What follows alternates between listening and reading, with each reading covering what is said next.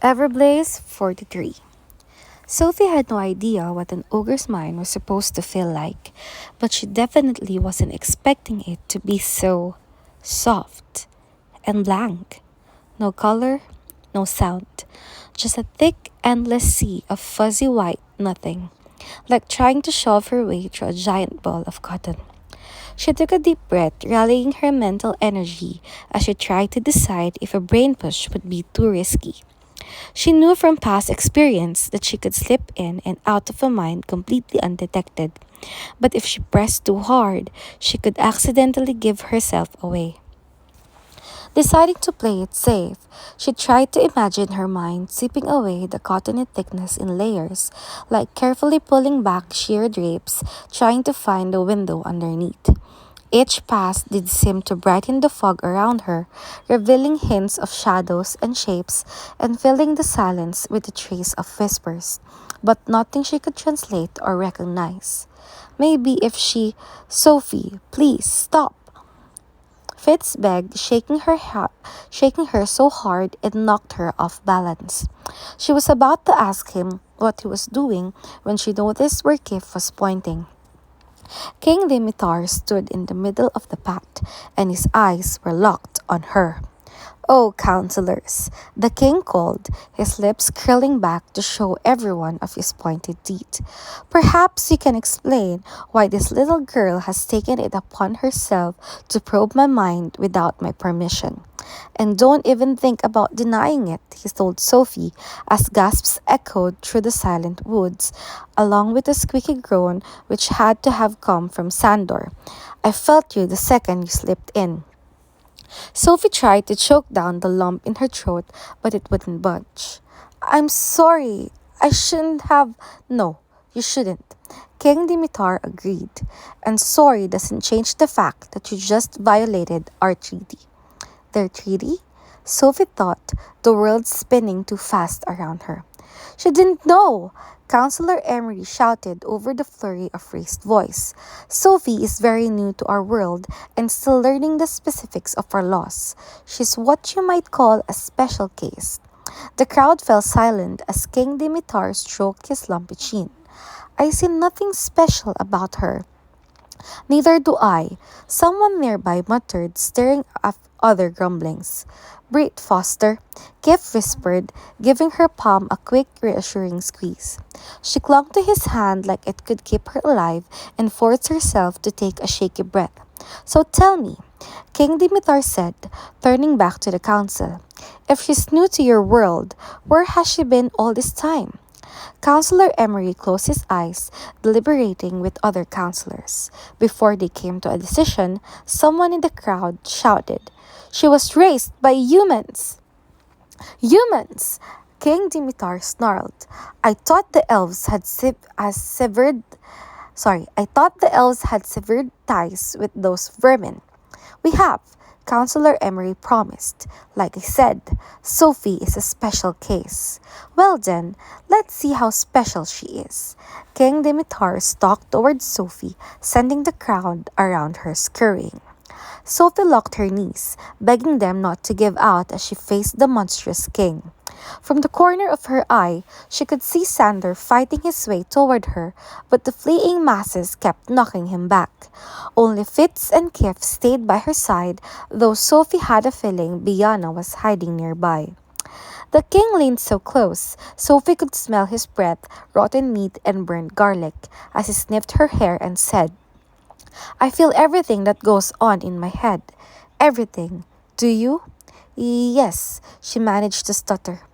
King Dimitar's eyes narrowed, and Sophie braced for him to raise one of his massive arms and smashed her. Instead, Biana appeared with a yelp as she, Fitz, and Kif dropped to their knees, covering their ears and squeezing their heads. "What's wrong?" Sophie shouted, trying to shake them out of whatever was happening. "What are you doing to them?" "The better question," King Dimitar said as he relaxed his brow and halted whatever torture he'd been delivering, "is why didn't it work on you?" Like the counselors already said, Sophie is special. Alden spat as he pushed his way to his children's side. Grady and Edeline were right behind him, and they pulled Sophie close as Sander moved in front of them and straightened to his full height, leaving the king in his shadow. Those children you just harmed were innocent, Sander snarled. Guilty by association, King Dimitar argued, and they'll be fine in a minute. Meanwhile, this one. He reached for Sophie, and Sander shoved his hand away. King Dimitar laughed, a wet, gurgly sound. You have no place here, goblin. That girl is my charge. Is she now? His eyes traced over Sophie, lingering on the scar on her hand. Raised by humans, strange talents, and a bodyguard. I'd heard rumors that the elves had a new trick up their sleeves. I just never expected it to be in such an impressive package. Sophie is not a trick, Alden assured him. She's a child who made a very grave mistake, and she will be punished accordingly. Yes, she will. King Dimitar agreed, slamming his gigantic fist into Sander's stomach. Sander dropped to his knees, coughing and whizzing, as the king grabbed him by the shoulders and tossed him into a nearby wonderling. Sophie wasn't sure if the loud crack was the tree or Sander's head, and when she tried to run to check on him, King Dimitar snatched her wrist. This child invaded my mind and challenged my authority, he shouted, dragging her to his side. That means I get to decide her punishment, and I've decided she's coming back to Ravagog with me to serve a life sentence. Okay, let's read chapter 44 real quick. That's not what the treaty says, Grady shouted, grabbing Sophie's free hand and starting a tug of war. If you don't let go of my daughter right now, I will make you cut off your own arm. Don't work on us, King Dimitar sneered. Don't they? Grady narrowed his eyes, and the king dropped Sophie's hand and punched himself in the nose hard. Dark maroon steam streamed down his face as the king screamed, This is an act of war! He lunged for Grady's throat, but Grady narrowed his eyes again, and King Dimitar froze like a statue, his vicious mouth barely moving enough to breathe. All right, enough! Councillor Emery shouted, pushing his way through the panicking crowd, followed by the rest of the council and their furious bodyguards. When they reached Grady's side, Councillor Tarek squeezed Grady's shoulder and told him, You've made your point. Grady hesitated a fraction of a second, then stepped back, dragging Sophie safely behind him as King Dimitar collapsed in a heap, panting and clawing at the ground with rage. The treaty is over, he growled between gasping breaths. Sorry. Is it? Councillor Emery asked, waving his hands to silence the shouting elves all around. I think you need to check again. We have the treaty right here, Councillor Leora said as she conjured a golden scroll. And as you can see, Councillor Emery said, taking the scroll from her and quickly scanning it. It says, No elf shall use their ability on an ogre without their permission in times of peace. But trying to drag someone's daughter away does not constitute a time of peace. So Grady's act was not a violation. End of discussion. King Dimitar spit, splattering the grass with dark blood. What about the girl? Yes, let's examine that, shall we? Councillor Emery scrolled down and pointed to a block of text. It says, Should a serious violation occur, a punishment must be agreed upon by both sides. The only punishment I'll agree to will be in my city under my control, King Dimitar shouted. Then we are apparently at an impasse. No, we're at war. Is that really what you want? Someone called, causing the crowd to part again as Lady Cadence stalked forward. She dipped a slow, elaborate curtsy and held up her marked chain to show King Dimitar. I remember when you gave this to me. I thought, here is a king who cares about the safety of his people. Such a king would not want them needlessly slaughtered in battles. Who says they would be? King Dimitar argued. Elves do not fight. We fight for them, Sander growled, unsheathing his blade. The councillor's bodyguards did the same. King Dimitar feigned a yawn. Goblins are no match for us. Sander stopped closer, pointing his sword at the Ogre King's heart. Tell that to the thousands you lost in the last war. Trust me, if my hands were no longer tied by the restrictions of peace, you would not still be standing. Neither would you, King Dimitar rolled back. Neither would any of us, Lady Cadence said firmly, which is why we all agreed to the treaties in the first place, so our children would not have to grow up without fathers. Is that really something you would give up because of your wounded pride? You speak too boldly, King Dimitar warned, his words switching to the ogre language. Perhaps I do, Lady Cadence replied in the same tongue. But that is only because I know you as a king who understands reason. A king who came here today to offer sympathy in our dark hour.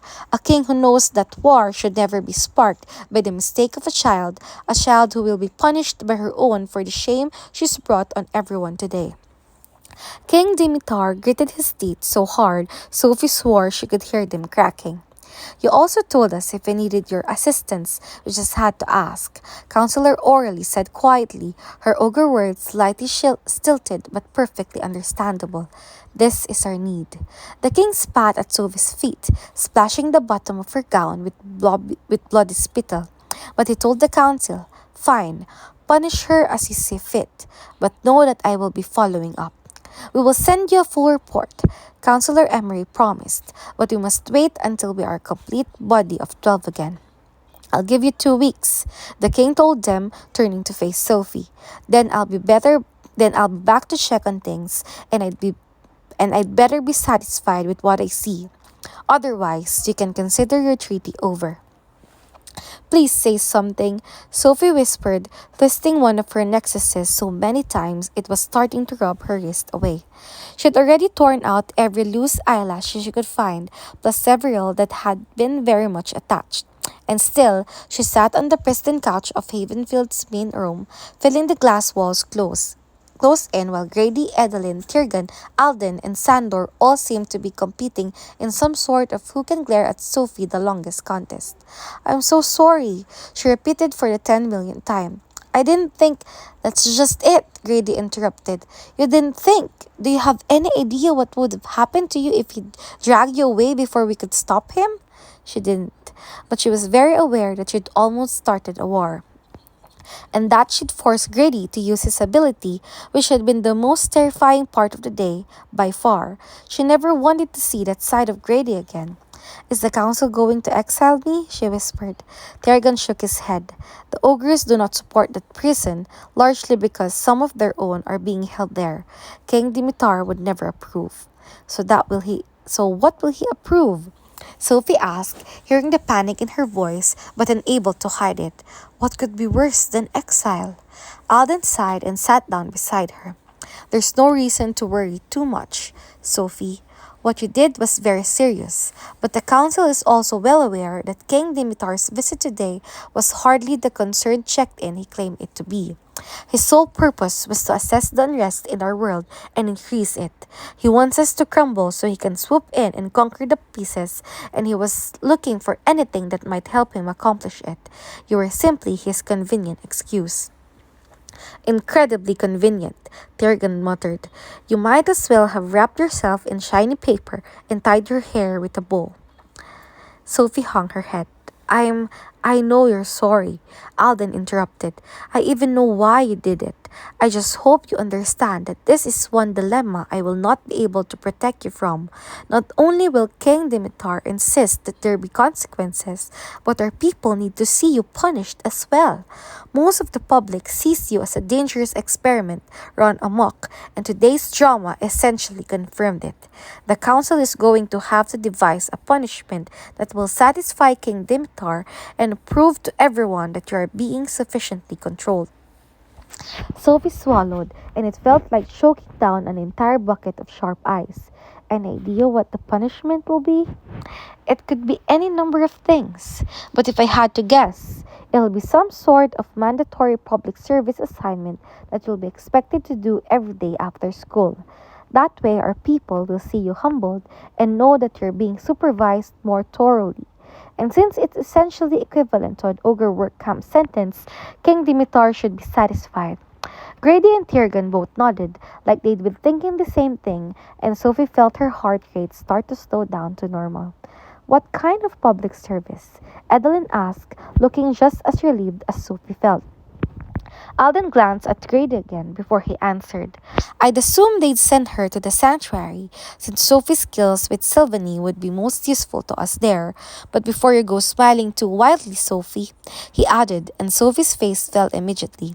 Know that it will be hard, filthy work, probably involving a large amount of animal feces, most of which will not be sparkly. And you will likely serve there for the rest of the school year, perhaps longer. It's better than an ogre work camp, Sophie told him. It is indeed. But let us hope it is still awful enough to deter you from doing anything like this ever again. Sander added, gripping the handle of his weapon like he was wishing he could shred her with it. Believe me, I've learned my lesson, Sophie promised, staring at the stain where the king had spit on her, vowing to throw away the dress. I'm not sure you have, so you can count on us spending a lot of time reviewing the laws of telepathy, Jurgen warned her. We our minds and the minds of the other intelligent creatures. You're very lucky you were spared the pain of the gruesome dodge Fitz, Biana, and Kif weren't so fortunate. Sophie shut her eyes, wishing she could shut out the memory of her three friends collapsing in agony. What's a gruesome dodge? An ogre mind trick, Alden said quietly. They're not telepathic, but their minds can transmit a single high-pitched frequency that feels like a tuning is being rammed into our brain. You really couldn't hear it? Not at all. Another gift from the Black Swan, Durgan murmured, and Sophie couldn't tell if he thought that was good or bad. Could you hear anything in his mind when you probed it? No, it was totally silent and really soft. I felt like I was trying to push my way through a fluffy blanket. Wait, his mind felt soft? Jurgen asked. Sophie nodded. Was it not supposed to? Supposed is the wrong word, Alden said after an uncomfortably long pause. It is different from what others have experienced, which is admittedly a very small number of elves. They described an ogre's spine as a bed of needles. The fact that it felt soft to you suggests you might have come closer to breaching their defenses, which wouldn't surprise us at this point, given all we've seen when it comes to your abilities. But it's still interesting. Not interesting enough that we ever want you to try it again, Jerrigan clarified. Indeed, Alden agreed. Trying to invade an ogre's mind is like a fly trying to dance on a spider's web. Nothing gets past their detection, not even you. Sophie shrank lower in her chair. I still think King Dimitar was looking for something to cause a scene over, Adeline said quietly. Of course he was, Sander agreed. That's why he came here today. I'm sure the ogres know we found their homing device, and the best defense is always a strong offense. Then Sophie handed it to him on a silver platter. He slashed the air with his blade, and Sophie shrank even further, wishing the plush cushions should swallow her whole. Especially when Alden said, This does tie the council's hands. They can't accuse King Dimitar of not exercising enough control over his populace when one of our own just broke a fundamental rule at a public ceremony, no less. So it made it worse, Sophie mumbled miserably. Sadly, yes, Alden admitted. He took her hand, waiting for her to look at him. I know you want to catch this never seen, and believe me, I do too. But we're going to have to be patient. Our council is incomplete. Our people are scared and divided, and now we have the ogres on high alert, ready for a fight. It is not the time for investigating leads and demanding answers about their involvement. It's a time to focus on restoring peace, and you must work extra hard to prove to our world and the Council that you are not the out-of-control problem they fear. Then we can seek the justice that you and Dex and Prentice and Kenrick and anyone else the rebels have hurt deserve. Okay?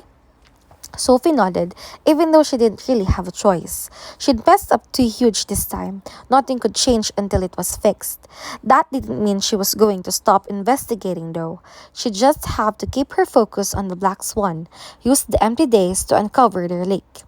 I guess I'd better get going, Alden said, pulling Sophie close for a hug. I'll see if there's anything I can do to help smooth over the council before you decide on your punishment. I'll go with you, Tiergan told him, sounding anything but happy about it. Grady promised he'd join them soon once he'd dealt with a few other things, and the edge to his voice left no doubt that Sophie had more punishments to come. Alden and Tiergan both gave her sympathetic smiles as they limped away. Let me guess, Sophie said after another painful silence. I'm grounded for the rest of eternity. I'm considering it, Grady said, taking the place next to her on the couch, now that Alden had vacated it. But I know your heart was in the right place, even if your brain had clearly gone on vacation for the afternoon. The words were too true to be insulting. Plus, I have no doubt that with Bronte on the council, whatever punishment they settle on will be as miserable as possible. So I won't add much to it. Only this. It's time to brush Verdi's teeth again, and I think that should be your job. And watch out, she spits. Sophie cringed but didn't argue. Besides, after Ogre spit, she doubted T-Rex spit could be any worse. Also, since you don't have school right now, I'm going to make it your job to get my office clean and organized. Edeline added, You're not done until every single thing is either cleared out or put away. Sandler snorted. You're both far too soft. If she were my child, she'd be locked in her room for the rest of her life for her own protection. That would definitely be easier, Grady said, hugging Sophie so tightly she coughed. But I'll settle for the rest of the night, and I promise to keep the war starting to a minimum from now on. What do you say? Sophie responded by tightening her hold. Edeline joined the hug, and Sophie lost track of how long they sat there clinging to one another. But by the time she let go, the sun was already starting to set. She spent the rest of the night in her room, examining Jolie's mirrored compact for clues, which turned out to be a more miserable punishment than anything Grady and Edeline could have given her. No matter which way she squinted at it, twisted it, or tried to use it, the mirrors never did anything except reflect two slightly different versions of herself, both of which looked like a girl who was far better at getting herself into trouble than she was at getting out of it. Which meant Fitz's plan, whatever it was officially her only option at the moment. She hoped it was a good one.